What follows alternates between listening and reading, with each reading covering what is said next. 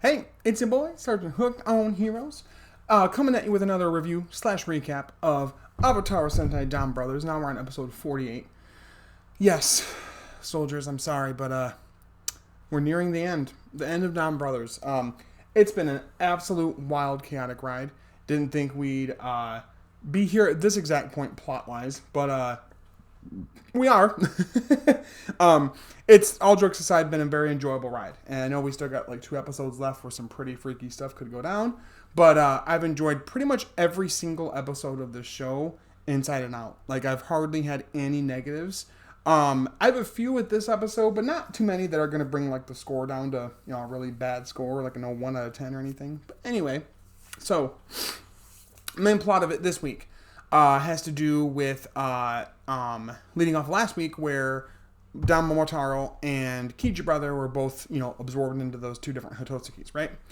And so they're trying to figure out what they can do to free them. They're not sure what they can do, and so they're also dealing with the fact that the Naoto really aren't like truly comfortable working with the Donbrothers yet, nor are the Donbrothers truly comfortable working with the Naoto yet, even though they decided to be a team.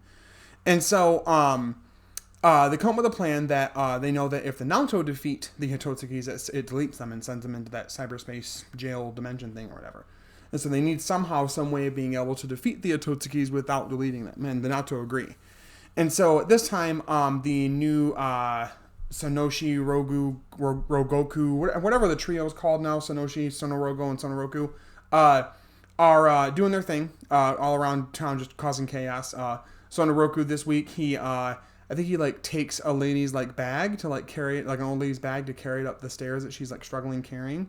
And then afterwards, he just like tosses it into like one of those little doors, those dimensional doors. And then like a lady has a baby and he takes the baby from her in the carriage and pushes it down the stairs through the It's just absolute insanity on this show. But anyway, what happens is that the Ototsukis are coming together because they know each other clearly and they're trying to be together. Well, Sonoshi's trying to, of course, cockblock that and ruin that, right? Hoping that they'll be defeated by them or by the other Naoto and be deleted and kind of, foil the plans of the Donbrothers to, save the people. And so we get a pretty decent fight sequence with the Naoto and most of the Donbrothers. But of course, during it, because they're not working well together and kind of getting in each other's way, Haruka and Inu brother are absorbed, okay? And so they're absorbed, so that's the main part of the episode is trying to figure out a plan without them, right? And so earlier in the episode, we also see an interaction between Haruka and Sonoza kind of talking about how he's really proud of her progress as a mangaka, and that it's actually her manga that he used to seal the sword of the Murasame's ninja arc sword to teach him, to calm him down and teach him how to be human, essentially. And so that's what he did. Except we don't see much with that. I feel like they kind of dropped the ball on Murasame, and hopefully that gets picked up more in like V cinemas and like TTFC specials and stuff like that. But it is interesting that that's the exact manga that they were using because they didn't really say if he used an exact one or just manga in general. Yeah, so that little scene happens, and we also got a thing near the beginning too, where Inu brother and Natsumi are running around, kind of doing their thing now that they can be together after she got rescued from the Juto forest, and the cops come after her again. Come to find out that Inu brother, using his Kiwi points, all those that he used all at once to revive Sononi, had a negative impact on him as well. Negative impact on Haruko was that she, couldn't really walk and whatever, and then she eventually regained her composure and became Oni's sister again. But for him, it's that he's in trouble again with the law. $5 million bounty on him for something. We don't even know what it's for. And so it seems like he's always going to be on the run forever. And so he's running away from the cops with Natsumi, and they get saved by Sononi. She ends up distracting the cops long enough for them to make the escape. And Sononi says, be careful out there, blah, blah, blah. You risked your life to save me, and so I got to repay the favor, and blah, blah, blah. So she's indebted to him, like a life debt, essentially, because he saved her life, right? And Natsumi kind of questions this, too. Like, what's going on with that? Why? Like, who is that girl? And he doesn't really give her a full answer. Even he doesn't know where they stand and, like, what they are, if you will. And he does ask her about, do you remember anything about anybody named Miho? And she goes, I do. And she goes, really? She goes, yeah. All the whole time I was in that weird, creepy forest, I was having constant dreams of another life that I never lived that was, like, the perfect life. I was married to somebody else, and I was a hairdresser, a successful hairdresser, all these different things. So she saw all those things that happened with Miho and Kijino. I wonder if that's going to lead more into a pretty like bittersweet or darker ending here, where like she starts to develop feelings for Kijino because she remembers that life and gets pulled in as an effect of the whole Kibi points being drained so quickly. She starts to fall for Kijino and pulls away from Tsubasa. I'm really weird too because one of the episode preview things showed something about, not for next episode but the episode after or something, showed him on a bench very similar to the Jetman bench, and I was like, oh no, we're not killing anybody, stop it anyway. But yeah, so really interesting that because the Juto Miho did say that Miho was the absolute fulfilled dream of Natsumi. So interesting, we got that connection and that like full deliberate answer there. But going back to the fight that happened, I know it's kind of all over the place. I'm just remembering the events as I think about it. Sonoi ends up leaving with the rest of the team that's left after the two others got absorbed, so Inu Brother and Haruka. And he ends up taking Sonoi's sword. Or not Sonoi's, I'm sorry, Taro's sword. Taro dropped his Zanglass sword, so he takes it. And so they get back to the cafe and they come up with a plan. They got to figure out a way that they can trick the new Naoto, the Shin Naoto trio, into letting their guard down quick and long enough for them to be able to defeat the Hitotsuki the right way with the sword. So Shinichi wants to take charge, wants to do it. And of course, Sonoi wants to also do it. And they're kind of butting heads. And all this whole episode is really about, too, is that Shinichi takes charge, yes, as like interim leader while Taro's gone, but also learns to work with Sonoi, and that Sonoi truly does want to be part of the team and help them. Which I really like. The character work here is really, really beautiful. There's also an offhanded comment earlier with Tsubasa where he talks about, my life has been made so much more difficult by finding out that who all you guys are. Like, ever since I found out all your identities and you found out who I am, my life has been so much worse. I think that's really funny because it's kind of true. But anyway, so they put their plan in motion, and the Shin Noto trio have the Hitotsuki's like chained up in the ceiling, and they didn't account for that, and so they drop him down. But of course, Sonoshi has this little blow dart gun that can like infuriate the Hitotsuki's, and so he does that, and they're both coming at them. And Sonoshi goes out to try and fight, and he says, Sono, you got this. And he's like, what? And he leaves the sword, and he runs out. He's like, I'm not much of a swordsman anyway. Goes out, he gets absorbed.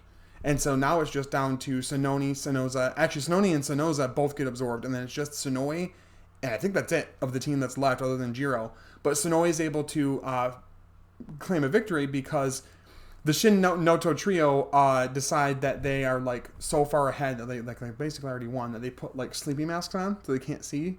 And so he gets around each of them and uses the Zanglass sword that he took, that Taro's Zanglass sword, technically uses that to defeat the Hitotsuki, and that frees everybody. We do get a group transformation, which is really cool.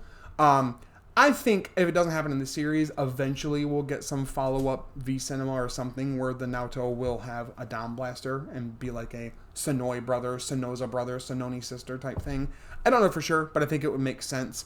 But yeah, so he does that, frees everybody, they all fight together, and Jiro comes back. Jiro has his little side plot thing figured out with his other half, the feral Jiro, and his normal self. Essentially, he says that it's pretty well confirmed that I'm alone. I have nobody. All my friends are gone. They're not real. And I've been alone this entire time. I don't even know what to do anymore. There's nobody here to support me.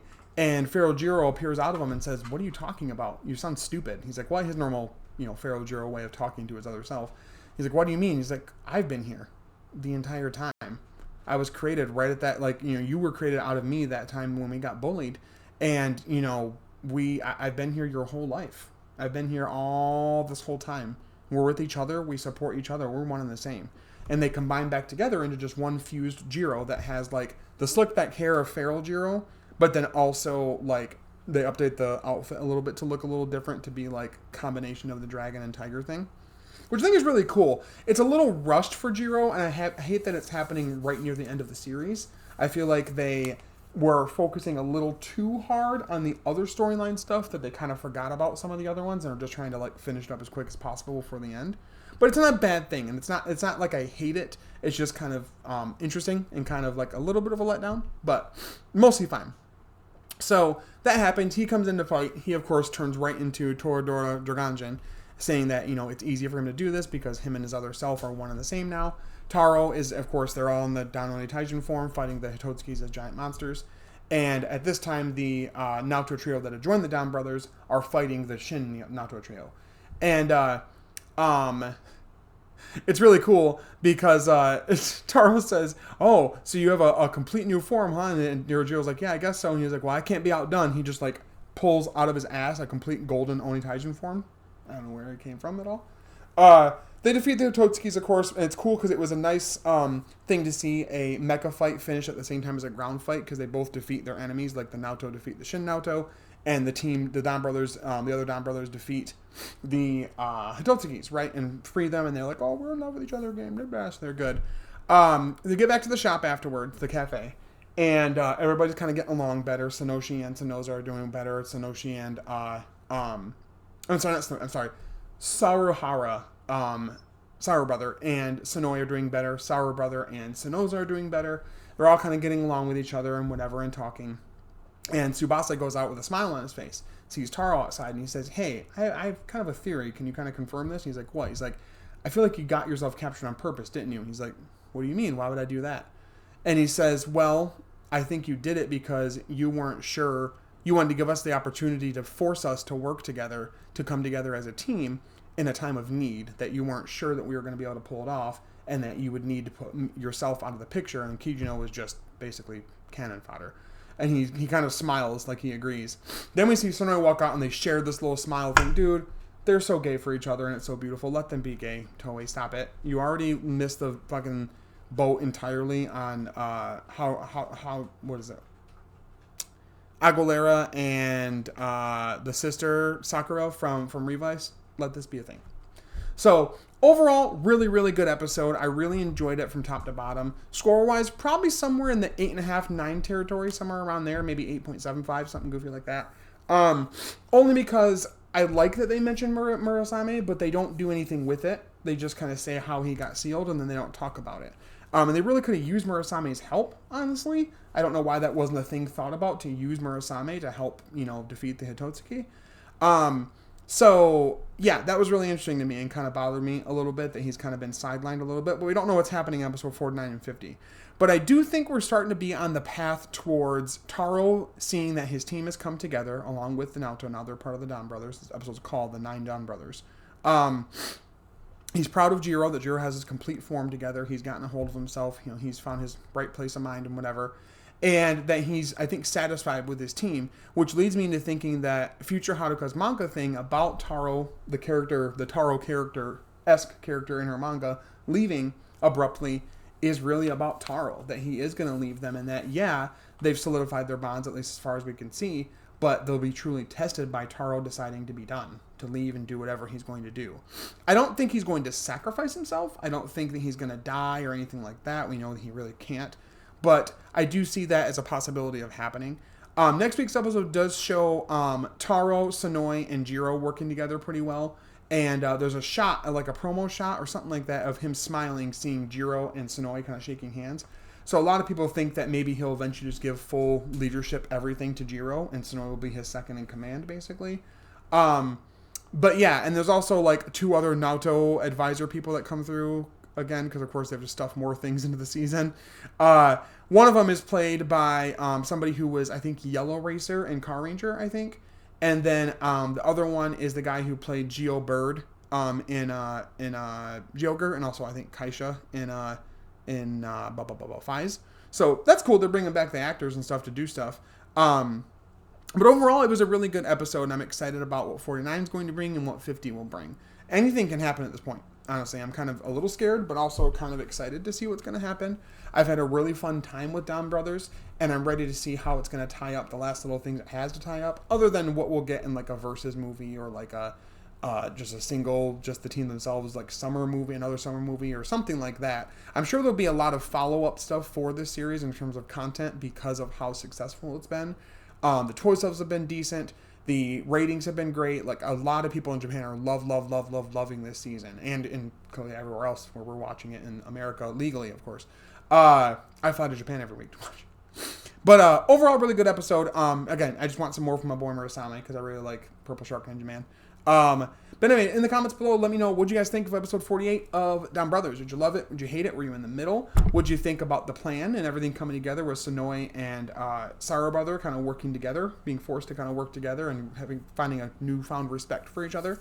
And what do you think is going to happen? What are you predicting might take place in 49 and 50? I'm kind of worried about it myself. As far as content this week, I'm recording right now, clearly the Donbrothers review, I'm also going to record my Kamen Rider Geats review. I recorded them earlier in the week as an on-the-go review, but then some stuff happened where they got deleted accidentally, so I had to redo them.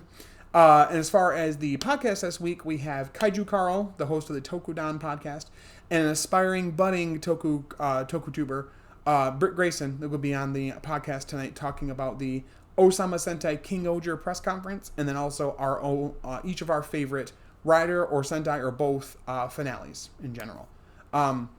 So definitely stick around for that and join the stream if you can, or listen to it as a podcast after it premieres as a live stream. It becomes a podcast where you can get podcasts. Really appreciate the support there. We're up to like 70 something subscribers, I think, on the Henshins and Homies YouTube channel. So thank you for that, and lots of followers on Twitter as well.